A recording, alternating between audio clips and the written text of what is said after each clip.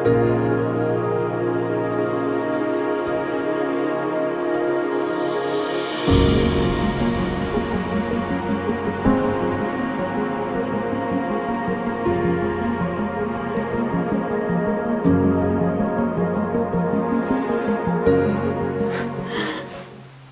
so I bought a lot of books. Okay guys, it's been a while since I did a book haul and I didn't realize how many books I had until I started trying to stack them, and turns out there's quite a few. So I have actually separated these onto different stacks. I'm not sure I even completely understand. That one goes over there. My own stacks. So I'll kind of give you a bit of a brief overview of where I have acquired these. And maybe I'll do this in the order we're gonna go in. So I got some of them sent to me by subscribers and an author. We'll do those ones first. Then I actually went and bought some books new yesterday, which I hardly ever do. So I got those. And then 3 of them I got off of Holly's Instagram page, where she is selling books for a fundraiser for cystic fibrosis. Then I went thrifting. So I got some thrifted books. Then I have some books from Book Outlet.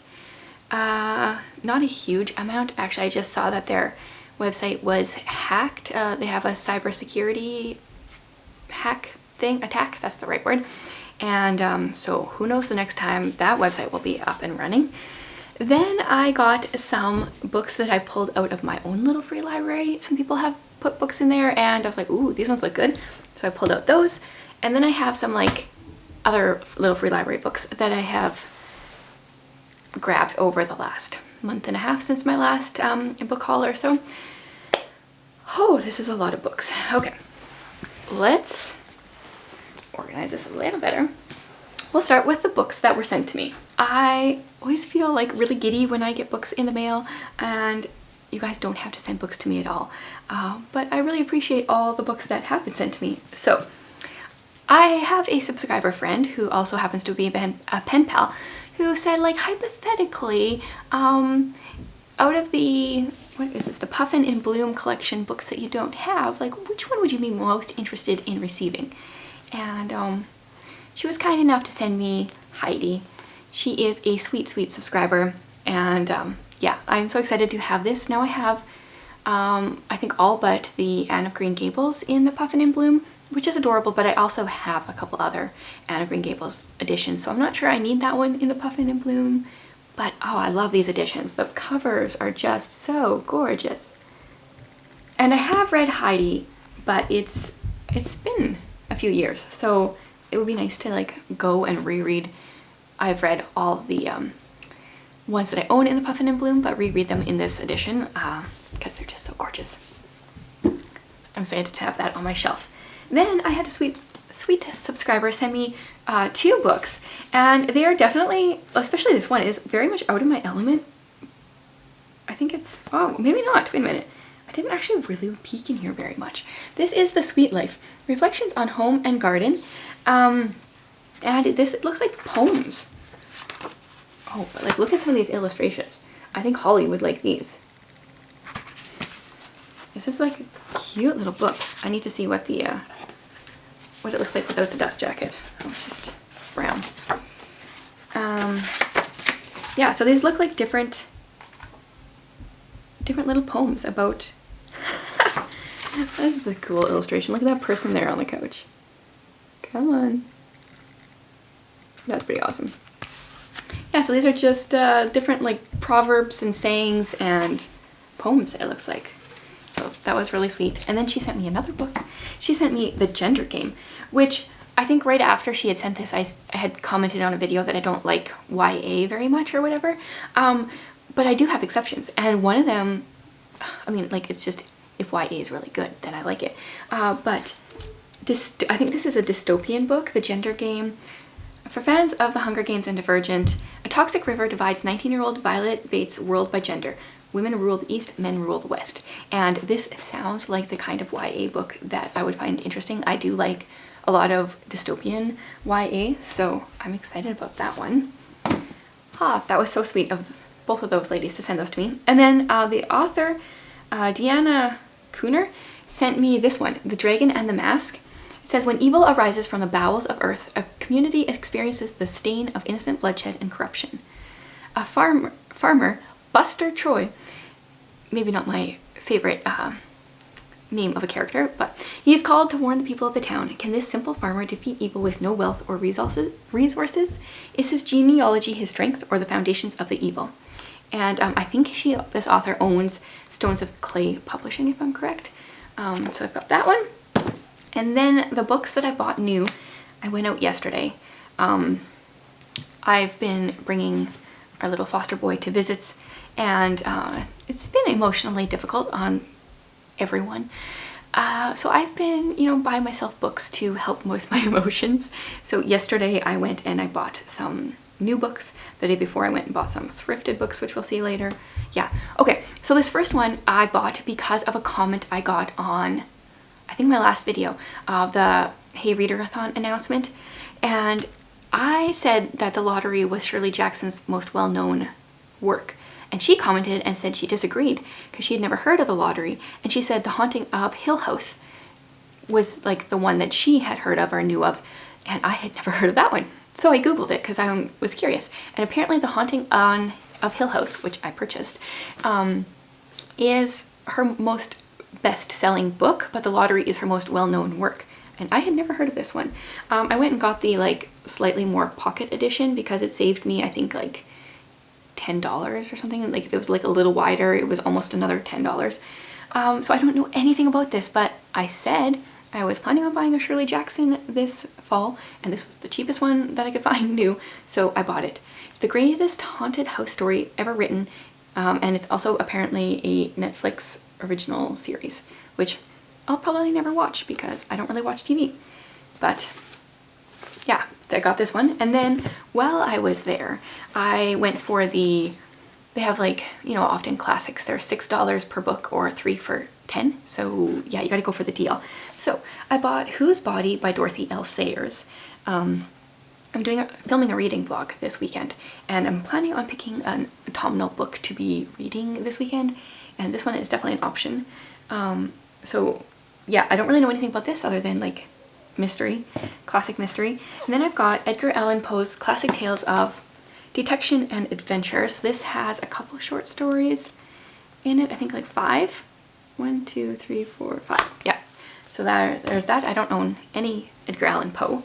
And then I was really going for kind of creepy vibes. I also got the Yellow Wallpaper and Other Stories.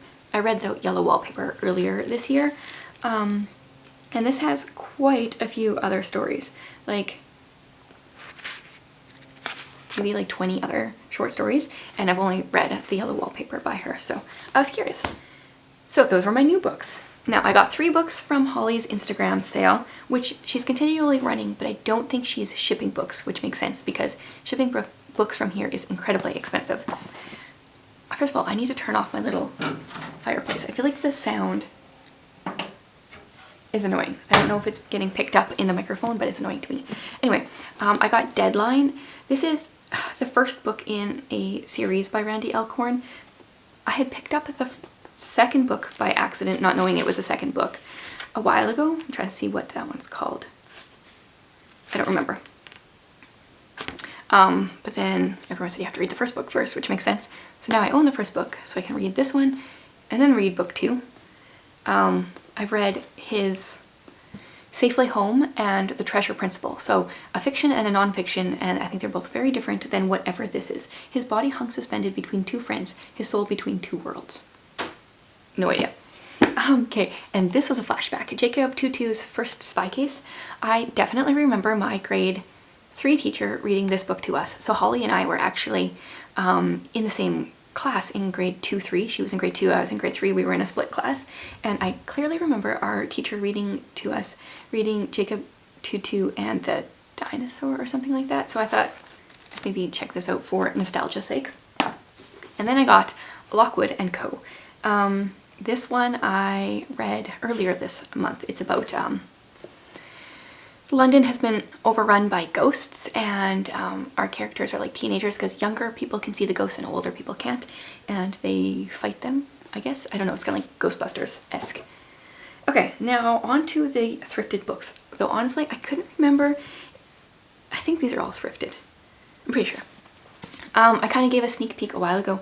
I got this Agatha Christie bind up of Nemesis and the Mirror Cracked from Side to Side. And then it turns out I had both of those books already, but I put them in my little free library and I thought this would be cool. That's my unread Agatha Christie over there. So this will go there because I have not read either of these of hers yet. Then, this was one, I must have bought this one thrifting. I actually kind of don't remember buying it. This is Bill Myers' Soul Tracker.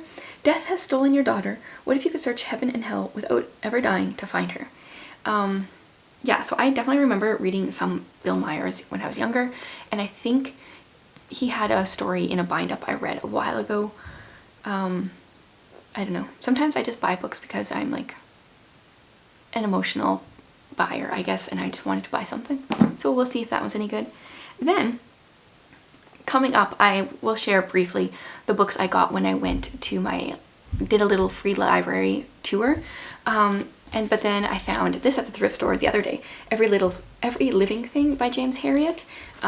Since I found a different one of his books at a little free library, then I thought I'd grab this. These definitely scream like summer reads. He's like an English veterinarian and I think just talks about animals and life out there. Okay, and then this is possibly my favorite, most exciting thrifting purchase ever. Possibly. I think so. Maybe. I'm very confident. I found Edge Dancer by Brandon Sanderson. So I read this one in August and I didn't realize that they made little hardcover, this is book 2.5 in the Stormlight Archive. And I didn't realize they made them like this. So this was a fun little purchase. I think I had to pay $4 for it, but I was like, I don't care. I want this. This is definitely cheaper than buying it new for sure. And then do you ever have thrifting regrets? So I generally lean towards like, I'm not sure if I have that book, so I won't, or so I will buy it. And then if I have it, I'll do something else with it. Well, the other day I decided like, no, I think I have this book, so I'm not going to buy it.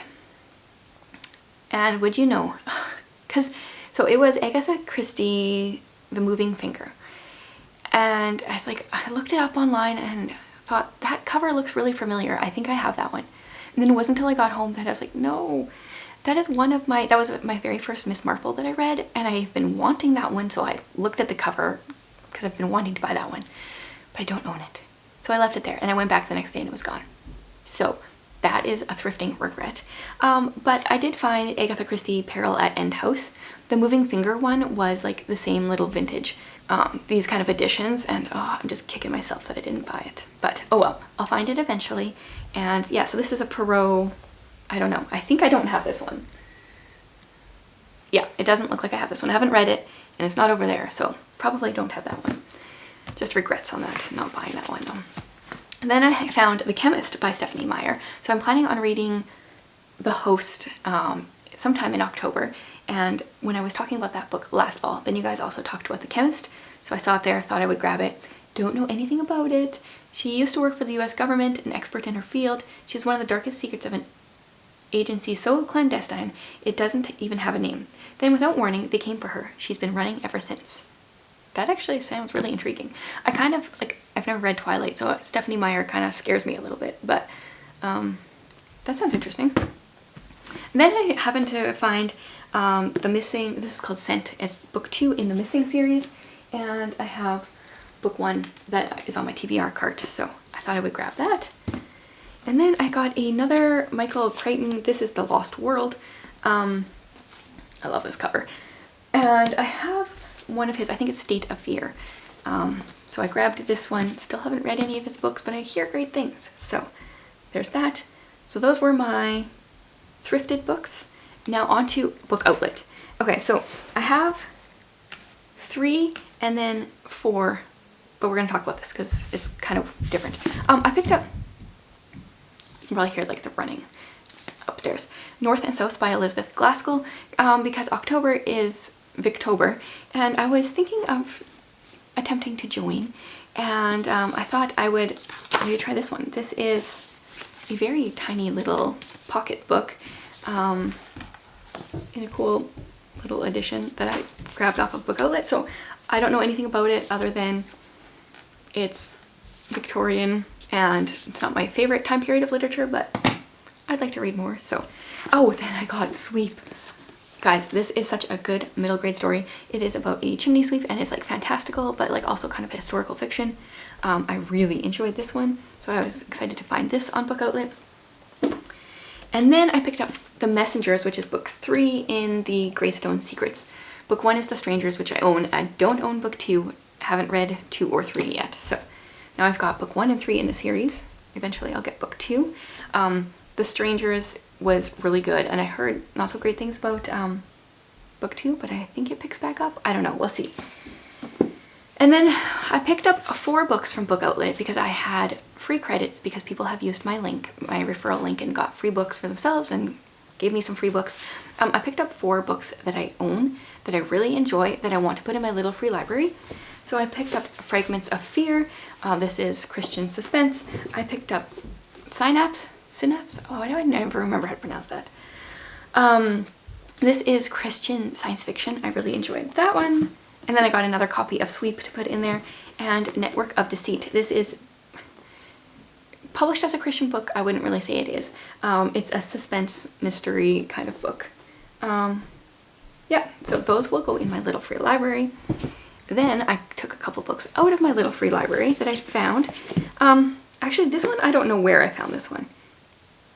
This might have been a different little free library, but we'll talk about this one first. Everything for a Dog. The only reason I picked this up is because it's by Anne M. Martin. She wrote The Babysitter's Club, but she also wrote a bunch of other books. And Rain, Rain is one of my favorites, so I don't know anything about this. Henry thought the rest of his life he would remember the first time he saw the tan dog. Hey, he whispered. Who was this dog? He wasn't wearing a collar and he didn't look cared for. Dog? Said Henry curiously. So, try that one. Maybe like for middle grade March or something. Then I got this one, Nobody, a novel. This is supposed to be, it's by a Christian publisher and it's fiction / suspense. They said he's a nobody. They were dead wrong. When reporter Hudson Ambrose hears an early morning call on his police scanner about an injured person at the bus stop on Las Vegas Boulevard, he rushes to the scene to get the scoop. And I won't read more. So thought I would try that. And then I was so excited to find this in my little free library. I had just read this book, reread it, and then saw it in there and quickly snatched it up. Somebody put Cinder in there. I am, yeah, like just finishing the Lunar Chronicles right now, book 4, and this one is by far my favorite, and I have been looking for this in thrift stores for the last like 5 years, or since I first read it and never found it. And then it just happened in my little free library like the first month that it was up. So that's cool. Okay, and then other little free library books. Okay, so some of these I got in my little free library tour that I went on. So I'm just gonna kind of like show those quickly. So I got All Things Bright and Beautiful by James Herriot. So that's why I picked up this one from the thrift store. So I got those. Then I picked up book 2 in Fablehaven. I have read number 1. I got Knight's Castle, Encyclopedia Brown for my son. I can't remember if I got this one on that tour or not. This might have been a different one, but The Borrowers for my kids. And then I got Oh Jerusalem. This is part of the Sherlock Holmes and Mary Russell series. And I can't remember what number this is, like 12 or I don't know. It's farther than I'm at, but I thought I would grab that. And then some new ones that I recently grabbed. I have a favorite little free library in the city closest to me, and for the last couple times I went there, it was like almost empty. It's actually just outside of, I don't know if it's like a library or a literary, I don't know what the point is. It's called Read Saskatoon. I should actually look up what it is. The last few times it's just been empty, and then this time it was just overflowing. So I got Every Crooked Path. This is, I don't know what book number, but it is part of the series that I am going to be starting in, definitely for sure in October. So I have The Pawn, and it's a very different edition. Okay, I'm not pulling it up. I got a big hardcover, and then I've got this like small paperback, but I don't care. I saw it, I grabbed it. Then I grabbed another one of these Lurleen McDaniel books. I know I remember reading one of hers when I was a preteen or teen, And now if I see it in a little free library, I'm picking it up. If I see it in a thrift store, I don't care to buy it. But they're generally pretty hard-hitting. She likes to write about death and grief. And then I saw this. This is Frank Peretti's Nightmare Academy. So this is book 2 in the Veritas project. I'm assuming this is youth fiction. Enter a place where gravity is turned upside down, time runs backwards, and nightmares are real. He was once a normal 15-year-old boy. He had a name, a family, a school, and a life, and he thought he knew something. But that boy and that time and that life have become nothing. His whole mind seems to have been erased. So, I thought I would grab this for myself or for my kids. I really like Frank Peretti's adult stuff. I haven't read any of his kid stuff. I think I own 1 or 2. So we can get like book 1 from the library or keep looking at little free libraries for more. But when it comes to little free library stuff, I pick up things that I wouldn't necessarily buy, but I'm totally fine with, you know, getting from a little free library, because if I don't like it, I can just return it and I haven't lost anything. And then this one, I don't know if this was in my little free library or if I got it from a different one. Actually, there's a couple books here. I'm like, don't remember why or how I have them. Oh yeah, this is Orchard House. Love in a foreign land, a decaying hacienda full of secrets and a woman searching for the story of her life. I don't remember, but I have that. I've got Mozart's Sister. So this is a Christian. Oh, this one and the next one for sure. I got these from my library sale. Oh yeah, I remember this a little bit. And I don't know where this one came from still. Kind of confused. So this is about Mozart's sister, but this is Christian historical fiction, so I thought that might be an interesting take. And then I got this one because it's book 1, Veiled in Smoke. The cover is not normally my kind of thing when you got old-timey dresses on covers. And this book feels sticky. I need to wash it. The flames took so much, she can't lose her father as well. Meg Townsend and her sister Sylvie seek a quiet existence managing the family bookshop. Oh, there's a buzzword. Meg feels responsible for caring for her father, Stephen, whose spirit and health are both damaged from his time as a prisoner during the Civil War. Her one escape is the painting she creates and sells in the bookshop. Yeah, so I probably picked it up because of the word bookshop. Okay, well, that was a lot of books, and that's what I've added recently. And I'm going to finish reading and doing all sorts of autumnal things this weekend, so watch for my weekend vlog. I think will be up after this because I'm so in the mood to read all the things off my cart and have a couple autumnal books that I'm going to add onto there as well. So let me know maybe some of your favorite books from here that I just got, like, so I kind of have an idea where to start. I know a couple of them I want to leave for spring, a couple of them are for my kids, and a couple of them I just have no idea. And let me know some of your favorite books that you have purchased lately.